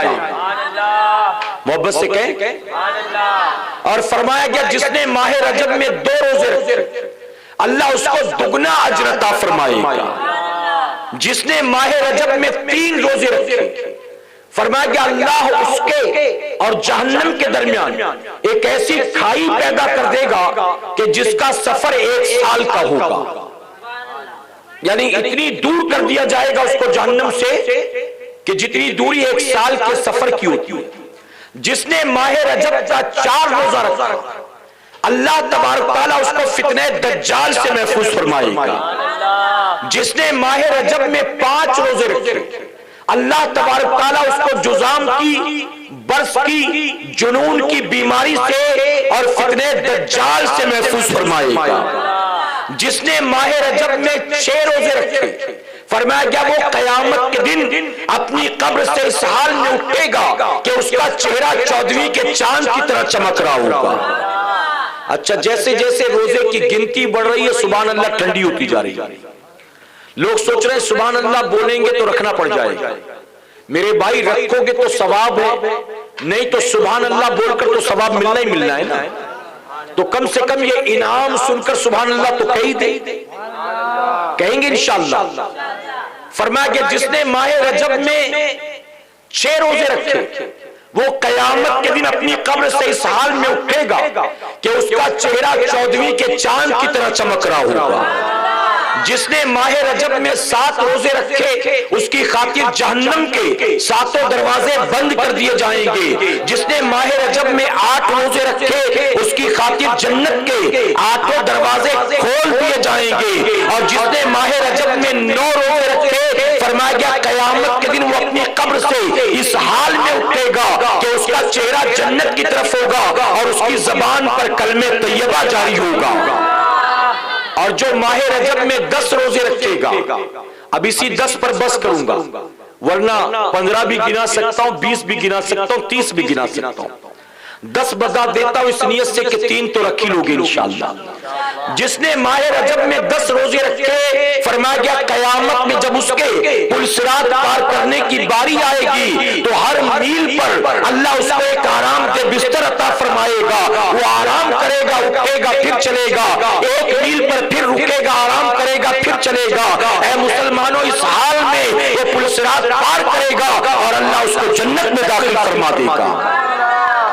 اب یہ 10 روزوں کی فضیلت اللہ ہمیں عمل کی توفیق عطا فرمائے۔ اب اسی مہینے میں انگریزی کے اعتبار سے جو 14 تاریخ آنے والی ہے، یعنی کل نہیں پرسوں کی تاریخ، 14 فروری کی تاریخ، یہ 14 فروری کی تاریخ پوری دنیا ویلنٹائنس ڈے کے نام سے سیلیبریٹ کیا کرتی ہے۔ جو ہمارے بڑے بوڑھے بزرگ حضرات بیٹھے ان کو نہیں پتا ہوگا، لیکن کالج جانے والا طبقہ، یونیورسٹی جانے والا طبقہ، مالز میں جانے والا طبقہ، آن لائن شاپنگ کرنے والا طبقہ اچھی طرح سے یہ جانتا ہے کہ ویلنٹائنس ڈے کیا ہے۔ میرے پیارے آقا علیہ الصلوۃ والتسلیم کے پیارے دیوانوں، آج اگر پوری دنیا کا جائزہ لیں تو جانتے ہو یہ پتہ چلتا ہے کہ پوری دنیا میں سب سے زیادہ جس دن کو لوگ سیلیبریٹ کرتے ہیں وہ نیو ایئر کا دن ہے، یعنی 31st نائٹ۔ نیو ایئر پوری دنیا میں سب سے زیادہ سیلیبریٹ کیا جانے والا تہوار، اس کے بعد سیکنڈ نمبر پر جو سب سے زیادہ سیلیبریٹ کیا جاتا ہے وہ تہوار کرسمس کا ہے، اور تیسرے نمبر پر نہ عید ہے، نہ بقرہ عید ہے، نہ 11ویں شریف ہے، نہ 12ویں شریف ہے، بلکہ تیسرے نمبر پر پوری دنیا میں جو دن منایا جاتا ہے وہ ویلنٹائنس ڈے کا ہے۔ جبکہ میرے پیارے آقا کے پیارے دیوانوں آپ دیکھیں تو پوری دنیا میں تقریباً 55 یا 56 ملک اسلامک ہیں، لیکن عید بقرہ عید بھی نہ پہلے نمبر، نہ دوسرے نمبر، تیسرے نمبر پر، بلکہ تیسرے نمبر پر ویلنٹائنس ڈے ہے، دوسرے نمبر پر کرسمس ہے، اور پہلے نمبر پر میرے پیارے آقا کے دیوانوں نیو ایئر سیلیبریشن ہے۔ اور جانتے یہ فرسٹ، سیکنڈ، تھرڈ نمبر پر اس لیے ہے کیونکہ ان تینوں دنوں کو صرف عیسائی اور یہودی نہیں مناتے بلکہ دنیا کے تمام مذہب کے لوگ منایا کرتے ہیں، تمام مذہب کے لوگ۔ اب ایک مرتبہ درود شریف پڑھ لیں. آپ راستہ دے دیں, اگر گاڑی جانے کے لیے کوئی تکلیف ہو تو کرسیاں وغیرہ ہٹا لیں تاکہ وہ چلے جائیں بآسانی. ایک مرتبہ درود شریف پڑھ لیں اور محبت سے آپ اللہ رب محمد صلی اللہ علیہ وسلم نحن عباد محمد صلی اللہ علیہ وسلم. میرے پیارے آقا علیہ الصلوۃ والتسلیم کے پردیوانوں, آپ نے 2 مرتبہ درود شریف پڑھا تاکہ عدد پوری ہو جائے. ایک بار اور محبت سے درود شریف پڑھ لیں. اللہم صلی علی محمد وآلہ الف الف مرہ. تو میرے پیارے آقا علیہ الصلوۃ والتسلیم کے پردیوانوں میں عرض کر رہا تھا کہ یہ تینوں دن فرسٹ سیکنڈ تھرڈ پائیدان پر اس لیے آتے ہیں کیونکہ ان تینوں دنوں کو کوئی خاص مذہب والے صرف نہیں مناتے بلکہ تمام مذاہب والے مل کر منایا کرتے ہیں, اور تمام مذاہب والوں کے منانے کی وجہ سے یہ تینوں تہوار دنیا میں سب سے زیادہ منائے جاتے. پھر اس کے بعد کہیں عید ہے, بقرہ عید ہے اور دیگر دن ہیں ہمارے اور آپ کے جو آتے. اب یہاں جو اصل بات عرض کرنا ہے, 31st نائٹ ہو, نیو ایئر ہو, کرسمس ہو, ویلنٹائنس ڈے ہو, اگر ان دنوں کو یہودی منائیں, عیسائی منائیں, مشرکین منائیں, باطل مذاہب والے منائیں تو اس سے ہماری صحت پر کوئی فرق نہیں پڑتا. لیکن تکلیف اس بات کی ہے کہ ان تمام دنوں کو جیسے وہ منایا کرتے ہیں ویسے ہی آج کا ترقی یافتہ دور کا مسلمان بھی منایا کرتا ہے. میرے پیارے آقا کے پردیوانوں, عید اکیلے ہم منائیں, بقرہ عید اکیلے ہم منائیں, غوث اعظم کی 11ویں اکیلے ہم منائیں, حضور کی 12ویں اکیلے ہم منائیں, امام حسین کی شہادت کی تاریخ اکیلے ہم منائیں, غریب نواز کی چھٹی اکیلے ہم منائیں, اعلیٰ حضرت کو عرص پاک اکیلے ہم منائیں, مخدوم کی چوچا کی تاریخ اکیلے ہم منائیں. لیکن جب باقی لوگوں کے تہوار آتے ہیں تو مسلمانوں اپنے گریبان میں جھانک کر دیکھو, کیا مسلمان وہ ساری چیزیں نہیں کرتا؟ آپ بتائیں, کیا مسلمان ڈانڈیا نہیں کھیلتا؟ کیا مسلمان مکر سنکرانتی میں پتنگ نہیں اڑاتا؟ کیا مسلمان بتائیے دہی ہونڈی پھوڑنے کو نہیں جاتا؟ کیا مسلمان بھی راکھی نہیں بندواتا؟ کیا مسلمان بھی رنگ گلال نہیں پھینکتا؟ کیا مسلمان بھی پٹاخے نہیں پھوڑتا؟ کیا مسلمان بھی 31 نہیں مناتا؟ اے سرکار مدینہ کے پردیوانوں, ہمارے تہوار تنہا ہم مناتے ہیں لیکن دوسرے مذاہب والوں کے جب دن آتے ہیں, ان کی تاریخیں اور ان کے تہوار آتے ہیں, ہم نے اپنی آنکھوں سے دیکھا ہے کہ مسلمان بھی وہ ساری چیزیں کرتا کراتا نظر آتا ہے.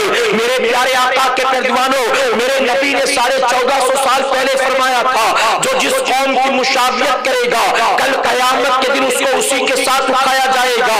اب بتاؤ, دنیا کے باطل مذاہب والوں کی اگر تم مشابہت کرو گے, اگر ان کی نقل کرو گے تو تمہارا انجام کیا ہوگا؟ ابو سعید خدری رضی اللہ عنہ سے روایت ہے, میرے آقا فرماتے ہیں ایک دن وہ ضرور آئے گا.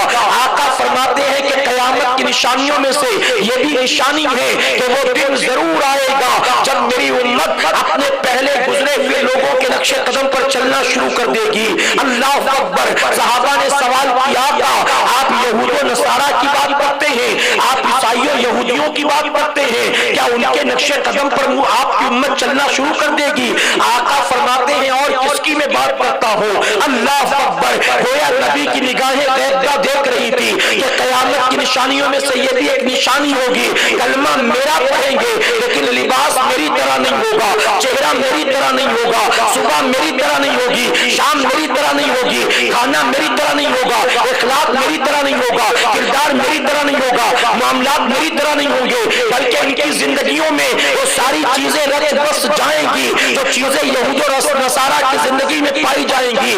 آقا نے یہاں تک فرمایا اگر ان میں سے کوئی گو کی بل میں گھسا ہوگا تو میری امت بھی اس میں گھسنے کی کوشش کرے گی, اس کے اندر داخل ہو جائے گی. اے سرکار مدینہ کے پردیوانوں, یعنی آنکھ بند کر کے اس طرح سے پیچھے پیچھے چلنا شروع کر دیں گے. اگر انہوں نے کپڑے پھاڑ دیے ہم بھی پٹی جینس پہننے لگیں گے, انہوں نے کان میں بالی پہن لی ہم بھی کان میں جا کر چھید کروا لیں گے, انہوں نے ہاتھ میں کڑے پہن لیے ہم بھی ہاتھ میں بریسلیٹ پہن لیں گے, انہوں نے سر مڈا دیے ہم بھی سر مڈا دیں گے, انہوں نے داڑھی مڈا دی ہم بھی داڑھی مڈا دیں گے, وہ زنانہ لباس پہننے لگے ہم بھی زنانہ لباس پہننے لگیں گے. ہم اس طرح سے فالو کرنا شروع کر دیں گے، اپنے مذہب کو نہیں اپنائیں گے، ہم کلمہ تو پڑھیں گے، حضور کے امتی تو کہلائیں گے، لیکن زندگی کے معاملات یہود و نصارہ کی طرح ہوں گے۔ میرے پیارے آقا علیہ الصلوۃ والتسلیم کے پہلوانوں، آج 31 منانے والا مسلمان اپنی آخرت کو بھولے بیٹھا ہے، آج ڈانڈیا کھیلنے والا مسلمان اپنی آخرت کو بھولے بیٹھا ہے، آج رنگ گلال اڑانے والا مسلمان اپنی آخرت کو بھولے بیٹھا ہے، آج اپنے بچوں کو پٹاخے خرید کر لا کر دینے والا مسلمان اپنی آخرت کو بھولے بیٹھا ہے۔ ہم جیسا جب کوئی اصلاح کی بات کرتا ہے، تنبیہ کرتا ہے، انہیں روکنے کی کوشش کرتا ہے، تو جانتے ہو میری قوم کا جوان کیا جواب دیتا ہے؟ ارے مولانا صاحب آپ کس دنیا کی بات کر رہے ہو؟ ارے آج زندہ ہیں، آج کی بات کرو، زمین کی بات کرو، دنیا کی بات کرو، آپ قبر کی بات کر رہے ہو، آپ محشر کی بات کر رہے ہو، آپ قیامت کی بات کر رہے ہو۔ بعض لوگ 4 قدم آگے بڑھ کر یہاں تک کہہ دیتے ہیں معاذ اللہ قبر میں کیا ہوگا کس کو معلوم ہے؟ کوئی ہے جس نے جا کر آ کر ہم کو بتایا ہو؟ قیامت میں کیا ہوگا ہم کو کیا معلوم ہے؟ کوئی ہے جس نے جا کر آ کر ہم کو بتایا ہو؟ جنت کیا ہے، جہنم کیا ہے معاذ اللہ ہم کو کیا معلوم ہے؟ اسی نے ہم کو تھوڑی نہ بتایا ہے۔ میں کہتا ہوں اگر مسلمان ابو جہل کی بولی بولے گا، ابو لہب کی بولی بولے گا، عتبہ شیبہ کی بولی بولے گا، فرعونیوں اور نمرودیوں کی بولی بولے گا، اس کے سینے سے ایمان نکل جائے گا۔ یاد رکھنا مسلمانوں، اگر ایسی بات کوئی کرتا ہے تو معاذ اللہ وہ گویا قبر کے حساب کتاب کا انکار کرتا ہے، وہ محشر کے دن کا انکار کرتا ہے، وہ قیامت کے حساب کتاب کا انکار کرتا ہے، وہ جنت و جہنم کا انکار کرتا ہے۔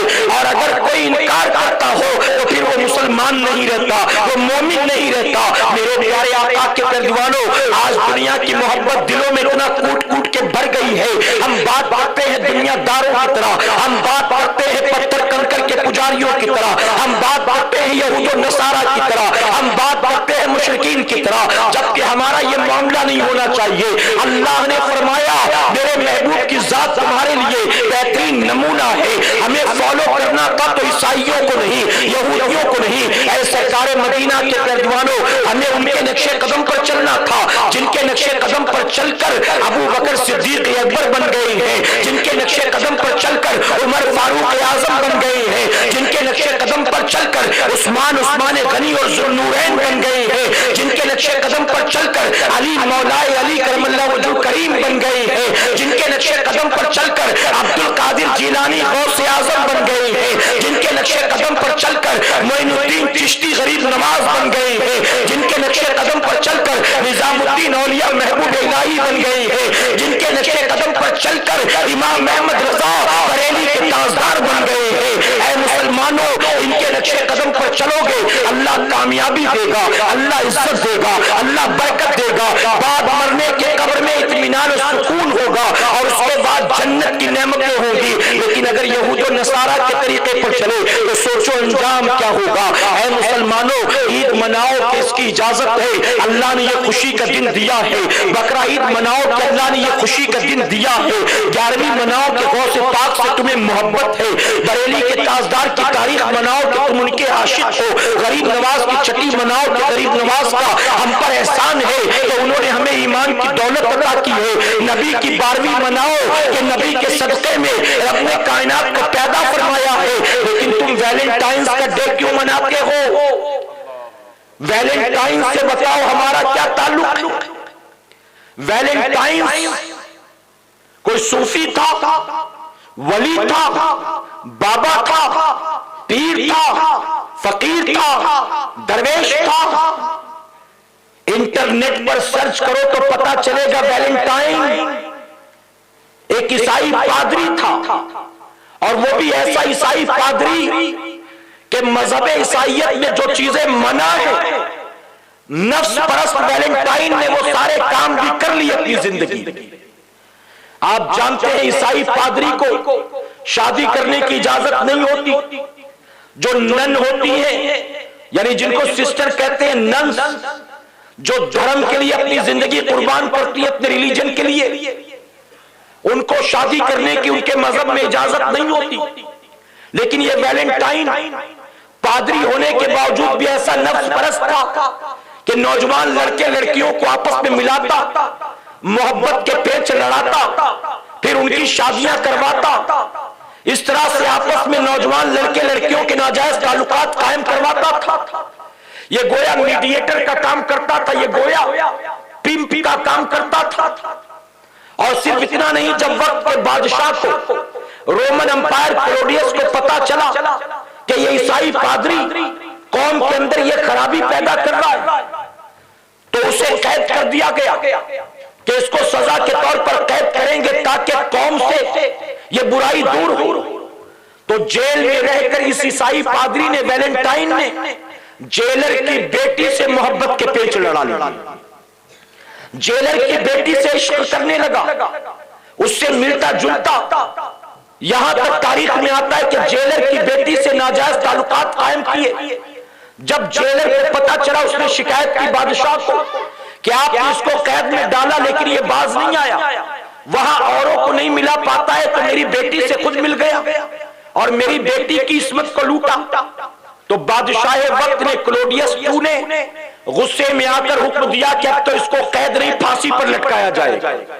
14 فروری کو سزا کے طور پر اس ویلنٹائن کو پھانسی کے تختے پر لٹکا دیا گیا.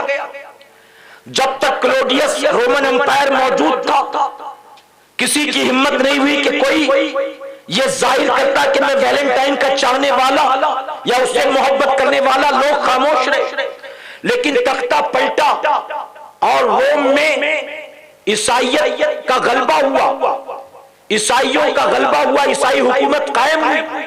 تو پھر ان عیسائیوں نے اپنے اس پادری کی تاریخ منانی چاہیے اور کہا 14 فروری جس دن اس کو پھانسی پہ لٹکایا گیا, ہم اس کی یاد میں یہ تاریخ منائیں گے اور جو کام وہ کرتا تھا اب ہم 14 تاریخ کو وہ کام کریں گے. اور کیا کرتے وہ, انہوں نے جو شروعات کی تھی اس وقت کیا تھا جانتے ہو؟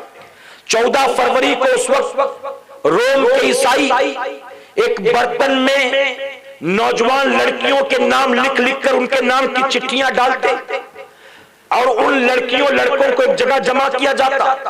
پھر لڑکے وہ ایک ایک کر کے چٹھی نکالتے تھے. جس لڑکے کے ہاتھ جس لڑکی کے نام کی چٹھی نکلتی, اب وہ لڑکا اس لڑکی کا ویلنٹائن کہلاتا, وہ لڑکی اس لڑکے کی معشوقہ کہلاتی.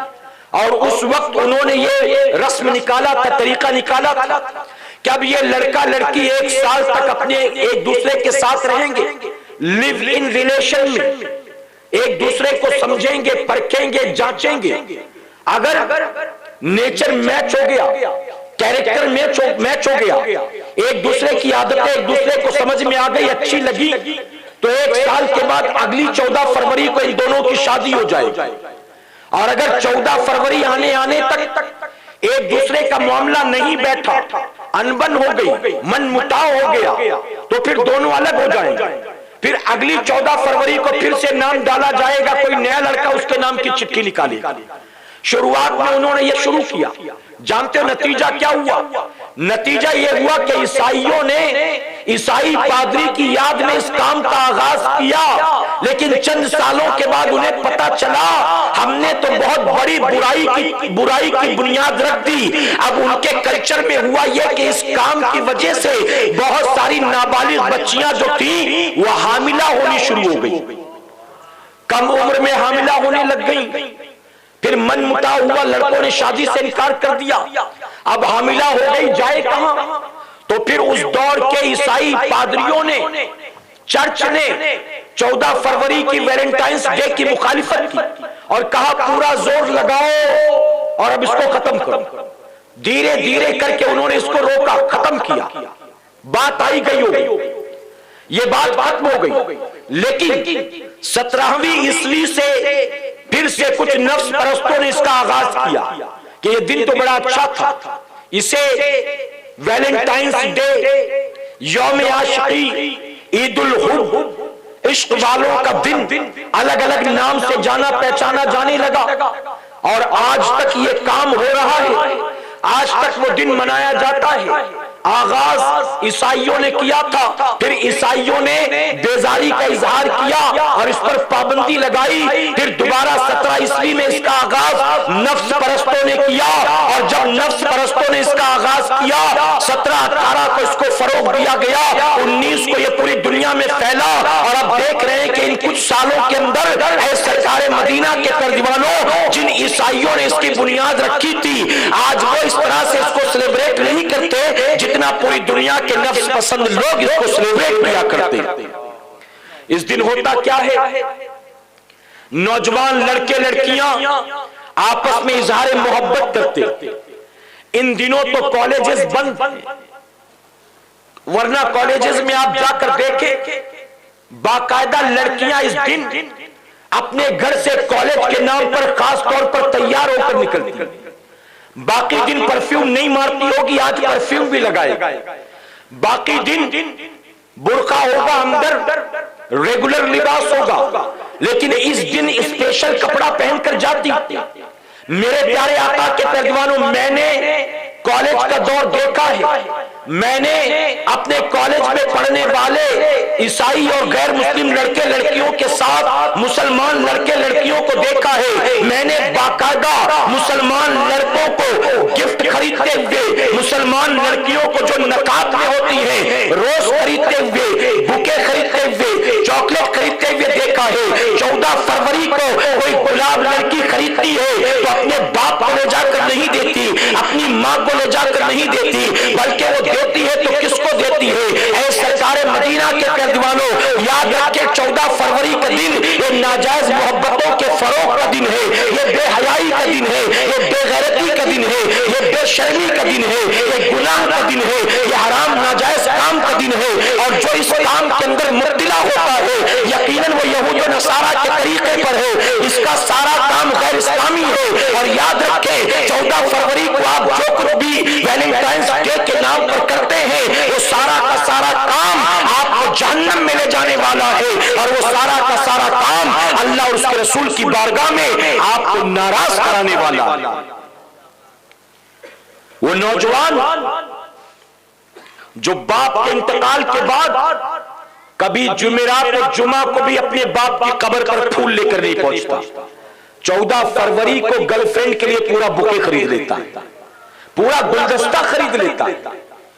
میرے پیارے آقا کے ترجمانوں، یہاں چونکہ ہماری مائیں بہنیں بھی موجود، کم عمر کے بچے بھی موجود، معاملہ شرم و حیا کا ہے، ورنہ میں اوپنلی آپ کو یہ بتاتا کہ 14 فروری کو صرف پھول نہیں، گلدستے نہیں، کارڈز نہیں، گفٹس نہیں، چاکلیٹ کیک نہیں، مٹھائیاں نہیں، بلکہ سب سے زیادہ وہ چیز سیل ہوتی ہے جو ایک آدمی بچہ روکنے کے لیے استعمال کرتا ہے۔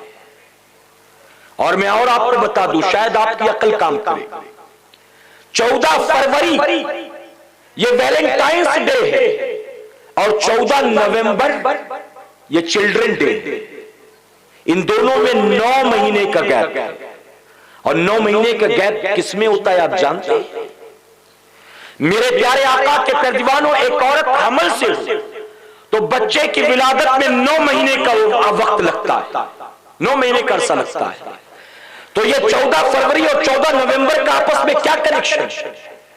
آخر اس دن ویلنٹائنز ڈے، اس دن چلڈرن ڈے کیوں؟ یاد رکھیں ویلنٹائنز ڈے، چلڈرن ڈے ہو، مدر ڈے ہو، فادر ڈے ہو، لیبر ڈے ہو، ٹیچرز ڈے ہو، نان اسموکنگ ڈے ہو، نان ہانکنگ ڈے ہو، ٹی وی ڈے ہو، ایڈز ڈے ہو، یہ جتنے ڈیز آتے ہیں ان سارے ڈیز سے ہمارا اور آپ کا کوئی تعلق نہیں۔ اس کی وجہ یہ ہے کہ یہ ڈیز انہوں نے بنایا جو سال بھر اپنی ماں کو ٹائم نہیں دے سکتے، کہتے آج مدرس ڈے ہے، چلو آج تو اپنی ماں کو ٹائم دے دیتے۔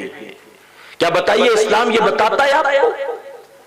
یہ عیسائیوں کا طریقہ تھا، یہودیوں کا، ماں بوڑھی ہو جاتی، باپ بوڑھا ہو جاتا، گھر سے نکال دیتے، انہیں لے جا کر اولڈ ہوم میں ڈال دیتے، اولڈ پیپل ہاؤس میں، وردھا آشرم میں ڈال دیتے، پھر لڑکا اپنی دنیا میں، بہو اپنی دنیا میں، پوتے پوتیاں اپنی دنیا میں، بیٹے بیٹیاں نواسے نواسیاں اپنی دنیا میں، نہ کسی کے پاس ماں کے لیے ٹائم، نہ کسی کے پاس باپ کے لیے ٹائم، اپنی اپنی دنیا میں مست رہتے تھے۔ جب لوگوں نے دیکھا کہ ماں باپ کو یہ جنریشن بالکل بھولی جا رہی ہے تو کہا چلو ہم جہاں سارے دن مناتے ہیں ایک دن ماں کے نام کر دیتے ہیں، ایک دن باپ کے نام کر دیتے ہیں، ہم جہاں کرسمس مناتے ہیں، نیو ایئر مناتے ہیں، وہی ایک دن اپنی ماں کے نام، ایک دن باپ کے نام، ہم سال بھر کمائیں گے کھائیں گے اپنی دنیا میں مست رہیں گے، جب مدرس ڈے آئے گا تو ماں سے جا کر ملاقات کریں گے، اس کے سرہانے بیٹھ کر اس کا حال چال پوچھ لیں گے، اس کو کچھ گفٹ دے دیں گے، اس کو کوئی کارڈ دے دیں گے، اس کو مدر آئی لو یو کہہ دیں گے، جب فادرس ڈے آئے گا تو باپ کے پاس چلے جائیں گے، اس سے کہیں گے کہ میں آپ سے بڑی محبت کرتا ہوں، یہ میری مجبوری ہے کہ دنیا میں مصروف ہوں اس لیے آپ کے پاس نہیں آ سکتا۔ تو مسلمانوں انہوں نے یہ ایک دن ان کے نام خاص کر دیے، لیکن الحمدللہ ہم مسلمانوں کے لیے سال میں کوئی ایک ڈے مدر ڈے نہیں ہے، ایک ڈے فادر ڈے نہیں ہے، ہمارے تو 365 دن مدر کے لیے بھی ہے، فادر کے لیے بھی ہے، چلڈرن کے لیے بھی ہے، ٹیچر کے لیے بھی ہے، لیبر کے لیے بھی ہے، ہمارے سارے دن جو ہے اپنی ماں کے لیے ہے اور اپنے والد کے لیے۔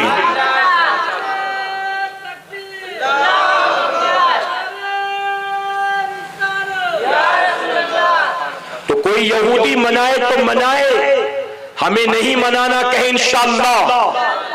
میرے پیارے آقا علیہ الصلوۃ والتسلیم کے پیروانوں، حضور اکرم صلی اللہ علیہ وسلم جب مکہ معظمہ سے ہجرت کر کے مدینہ شریف تشریف لائے تو آپ نے مدینہ شریف میں دیکھا 10 محرم کو یعنی عاشورے کے دن مدینے کے یہودی روزہ رکھتے تھے، تو آپ نے فرمایا کہ لوگوں آج کے دن تم روزہ کیوں رکھتے؟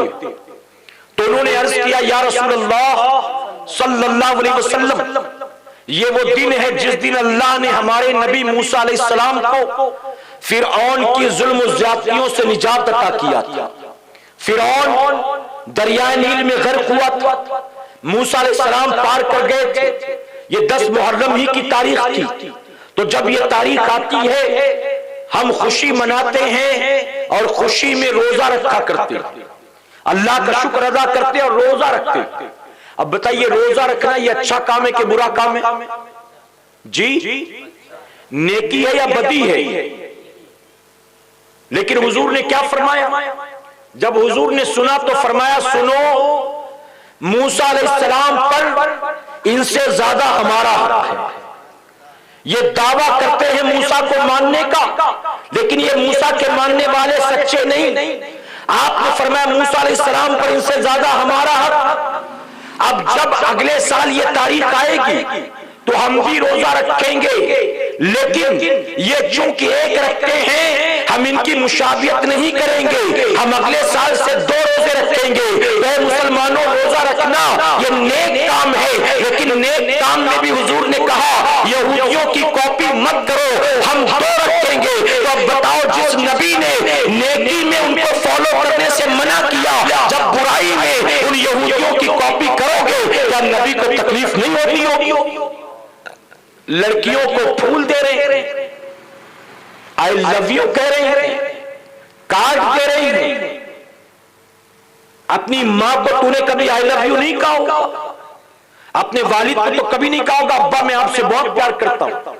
اگر کوئی بیٹا یہ کہے ابا میں آپ سے بہت پیار کرتا ہوں تو ابا ناراض ہو جائیں گے؟ اگر کوئی بیٹا یہ کہے امی میں آپ سے بہت محبت کرتا ہوں، امی ناراض ہوں گی؟ شرم آتی ہے۔ ارے اپنی ماں کو اپنے والد کو یہ جملے کہنا تو درکنار، آج تو جوان بیٹے کو بوڑھے ماں باپ کو سلام کرنے میں شرم آتی ہے۔ ابا کو سلام کیوں نہیں کرتے؟ کیا کروں شرم آتی ہے، کبھی کیا نہیں نا، کبھی کیا نہیں نا اس لیے شرم آ رہی ہے۔ اللہ اکبر۔ ماں باپ کو جس بیٹے کو سلام کرنے میں شرم آتی ہے وہ بیٹا ماں باپ سے آئی لو یو کب کہے گا؟ میں آپ سے بہت محبت کرتا ہوں امی، میں آپ سے بہت محبت کرتا ہوں ابا، یہ بھلا کب کہے گا؟ اور میری قوم کا جوان جس سے 2 جملے اپنے ماں باپ کو محبت کے بولے نہیں جاتے. یہ جب اپنے گھر سے نکلتا ہے تو اپنے دل کو سینے میں نہیں اپنے ہاتھ میں لے کر نکلتا ہے, اور گلی کے نکڑ پر ملنے والی ہر لڑکی کو آئی لو یو کہتا ہے, ہر لڑکی کو جان جان کہتا ہے, ہر لڑکی کو جانے من کہتا ہے, ہر لڑکی کے قدموں میں اپنے دل کو ڈالنا چاہتا ہے. میں کہتا ہوں مسلمانوں, ناجائز محبتوں کو فروغ دیتے ہو, حرام محبتوں کو پروان چڑھاتے ہو. ارے ان کی محبتیں تمہیں جہنم میں لے جانے والی ہے, اور ماں باپ کی محبتیں تجھے مرنے کے بعد سیدھے جنت میں پہنچانے والی. ماں باپ سے کہے گا میں امی آپ سے بہت محبت کرتا ہوں, ماں کا دل باغ باغ ہو جائے گا, اور پھر اسی ماں کے قدموں کے نیچے تو اللہ نے جنت رکھی ہے نا. جب ماں خوش ہوگی تو اللہ تجھے دے گا کیا؟ اے مسلمان, تجھے لگتا ہے ماں کو خوش کر کے کیا ملے گا, باپ کو خوش کر کے کیا ملے گا؟ گرل فرینڈ کو خوش کروں گا تو جسم ملے گا, گرل فرینڈ کو خوش کروں گا تو ہوس پوری ہوگی, گرل فرینڈ کو خوش کروں گا تو گفٹ ملے گا, گرل فرینڈ کو پورا خوش کروں گا تو ناجائز خواہشات پوری ہوگی. ماں باپ کو خوش کر کے کیا کروں گا؟ ارے گرل فرینڈ کو تحفے دے کر آئی لو یو کہہ کے پیار محبت کے جملے بول کر اس سے نفسانی خواہش کو پورا کر سکتا ہے, لیکن ماں باپ کو اگر خوش کرے گا تو جانتا ہے تجھے کیا ملے گا؟ نفس کی پیروکاری کر کے تو جہنم میں چلایا جائے گا. اور ماں باپ کو خوش کر کے اللہ تبارک تعالیٰ نے مخدوم ماہمی کو قطب کوکب بنا دیا. ماں کو خوش ہی تو کر کے ولی بنے تھے. بتائیے ہے نا میرے پیارے آقا علیہ الصلوۃ والتسلیم کے پیروانوں, تو اپنی سوچ کو بدلنا ہے کہ انشاءاللہ, اپنی فکر کو بدلنا ہے کہ انشاءاللہ, اپنی لائف سٹائل کو بدلنا ہے کہ انشاءاللہ. اگر چاہتے ہو اللہ راضی ہو, رسول اللہ راضی ہو, تو یہود و نصارہ کے طریقے کو چھوڑ کر حضور کے طریقے کو اپنانے کی کوشش کریں. ویلنٹائنز ڈے سے نہ ہمارا کوئی مذہبی تعلق ہے, نہ خونی تعلق ہے, نہ خاندانی تعلق ہے, نہ علاقائی تعلق ہے, نہ اخلاقی تعلق ہے, کوئی تعلق ہی نہیں. تو ہمیں یہ دن منانا نہیں ہے کہ انشاءاللہ. اگر منانا چاہتے ہو نا سنی آؤ میں آپ کو بتاؤں, منانا چاہتے ہو نا, ماہ رجب کل شروع ہوگا, ماہ رجب کی پہلی تاریخ منانا ہے نا, آؤ میں بتاتا ہوں, مناؤ خوب مناؤ. ماہ رجب کی پہلی تاریخ یہ امام زین العابدین کے بیٹے امام باقر کے عرس پاک کی تاریخ ہے, اور امام باقر والد ہے امام جعفر صادق کے. امام جعفر صادق کی نیاز کرتے ہیں نا اس مہینے میں, ماہ رجب میں, جسے کہتے ہیں کنڈے کی نیاز لوگ کرتے ہیں نا. تو اگر منانا ہے تو آؤ امام باقر کی تاریخ مناؤ. اگر منانا ہے مسلمانوں, کہو کہ محبت منانی ہے, محبت کی تاریخ ہے, ناجائز و حرام محبتوں کی تاریخ مت مناؤ. اگر تمہیں منانا ہے تو آؤ 3 رجب کی تاریخ مناؤ, کہ 3 رجب کی تاریخ حضور کے سب سے بڑے عاشق سیدنا اویس قرنی کے اس کی تاریخ ہے. اویس قرنی سے بڑا عاشق کون ہوگا نبی کا؟ یہ تو جائز محبتیں ہیں, پاکیزہ محبتیں, حلال محبتیں, یہ تو جنت میں لے جانے والی محبتیں. آؤ اویس قرنی کی تاریخ منا لو. تمہیں منانا ہے تو آؤ غریب نواز کی چھٹی منا لو, اسی ماہ رجب میں ہے نا.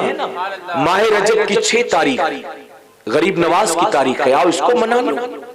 میرے پیارے آقا کے پیروانوں, تمہیں منانا ہے اور آگے بڑھو, امام باقر سے بھی بڑھے, سیدنا اویس قرنی سے بھی بڑھے, غریب نواز سے بھی بڑھے. آؤ اس مہینے کی 13 تاریخ منا لو, کہ 13 تاریخ کو مولا کائنات کی ولادت کی تاریخ ہے. آؤ حضرت علی کی تاریخ منا لو کہ انشاءاللہ. پھر اس کے بعد 15 رجب کی تاریخ یہ امام جعفر صادق کے عرس کی تاریخ ہے, یعنی ان کے والد کی تاریخ بھی اسی مہینے میں, اور بیٹے کی تاریخ بھی اسی مہینے میں, اور ان کے بھی بیٹے غریب نواز کی تاریخ بھی اسی مہینے میں, اور ان سب کے بابا مولا علی کی تاریخ بھی اسی مہینے میں. گویا یہ اہل بیت کی نسبت والا مہینہ ہے, اہل بیت کی نسبت والا مہینہ. اور آگے بڑھے 22 تاریخ 15 کے بعد 22 تاریخ, ابھی بیچ میں اور بھی ہے, میں سب نہیں بتا رہا ہوں. سالار مسعود غازی کے عرس پاک کی تاریخ بھی اسی مہینے میں آتی ہے, میں سب کی نہیں بتا رہا ہوں. حضرت ام المومنین حضرت زینب کی تاریخ بھی اسی مہینے میں آتی ہے, میں سب نہیں بتا رہا ہوں ورنہ وقت زیادہ لگے گا. اسی مہینے کی 22 تاریخ یہ حضرت امیر معاویہ رضی اللہ عنہ کی تاریخ وصال ہے. اسی مہینے کی 27 تاریخ یہ وہ تاریخ ہے کہ جس تاریخ کو اللہ نے معراج کی شکل میں حضور کو سب سے بڑا معجزہ عطا فرمایا تھا۔ 27 شب معراج کی تاریخ ہے، اور سنیوں یہی 27 ہے کہ جس تاریخ کو اللہ نے قیامت تک آنے والے مسلمانوں پر 5 وقت کی نماز کو فرض فرمایا تھا۔ تو تحفہ معراج کی بھی تاریخ یہی ہے 27 رجب۔ آؤ اس کو منا لو، منائیں گے انشاءاللہ۔ تو میرے پیارے آقا کے پیروانوں، یہودیوں کی نہیں، نصرانیوں کی نہیں، اللہ والوں کی تاریخ مناؤ۔ اللہ اپنے محبوب پاک کے صدقے ہمیں آپ کو سب کو کہنے سننے سے زیادہ عمل کرنے کی توفیق عطا فرمائے۔ درمیان گفتگو مجھ سے جانے انجانے میں کوئی غلطی خامی رہ گئی، آپ سب کو گواہ بنا کر سچے دل سے توبہ کرتا ہوں۔ رب میری توبہ کو قبول فرمائے اور ہماری اس محفل کو قیامت میں اللہ ہمارے لیے، ہمارے والدین کے لیے بخشش اور ایجاد کا ذریعہ بنائے۔ وما علینا الا البلاغ۔